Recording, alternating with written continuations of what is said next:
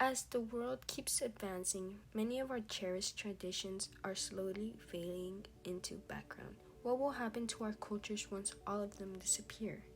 At the moment, not many know. But we also don't want to stick around long enough to find out.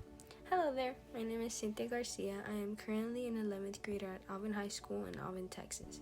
For the past 3 years, I've been taking dual enrollment classes, and by this time next year, I should be finishing up all my classes and graduating with my associate's degree in general studies. For my English core class this past year, I decided to take Miss Harold's dual credit English composition 1301 and 1302. This spring semester in English 1302, with all of the assignments and as a procrastinator, having to meet deadlines had been a wild ride. Throughout this entire spring semester, I have been working on multiple papers, all which have ultimately led to my final major assignment of the semester, my passion project. This assignment was brought to my attention at the very beginning of the spring semester. Ms. Harold, my English professor, informed the class of all the work that had to be put into it, all while we still had to do our work on all of our papers. All of these other papers, which I had worked on over the course of the semester, were all connected to my passion project. During the first 2 weeks of the semester, Ms. Harold gave us time in class to find a topic in which I was passionate about, identify a problem within it, and brainstorm a solution for said problem. At the end of the semester, I then proceeded to use a solution to the problem to create a project in which I could put it into effect. The problem I decided to look into was the fading of traditions and cultures. According to a Hadidi website, a website which gives daily articles about problems happening around the world, traditions oftentimes tend to be forgotten once a generation passes.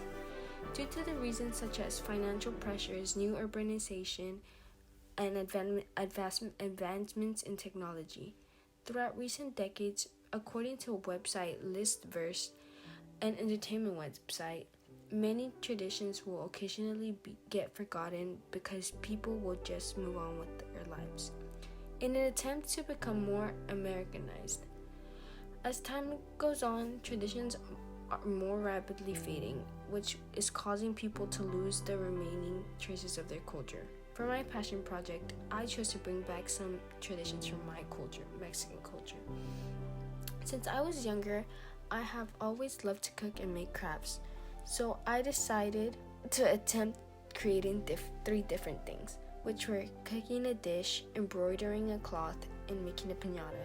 All of these traditions were going to be brought back by me with a slight help from my mother and grandmother, who were going to guide me through the steps necessary to accomplish them. I decided to make an authentic dish mole that not many people know how to make from scratch.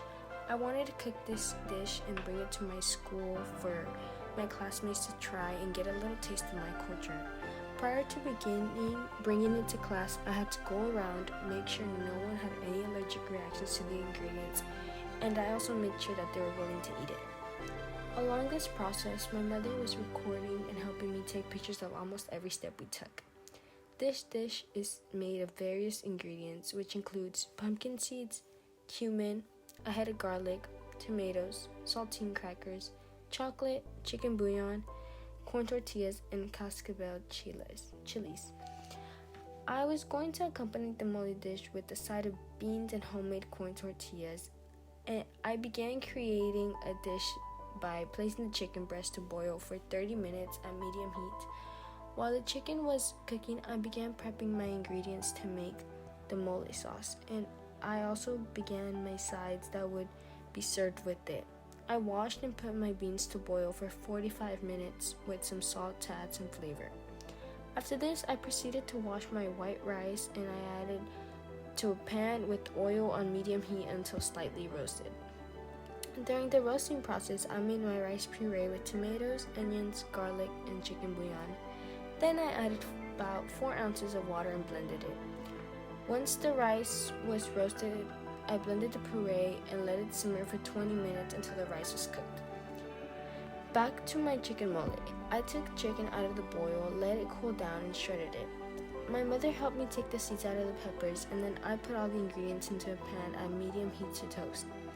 After they got all nice and toasty, I blended them with some water and I strained the sauce over the pan, let it simmer slightly and added chicken, letting it finish for about 10 more minutes.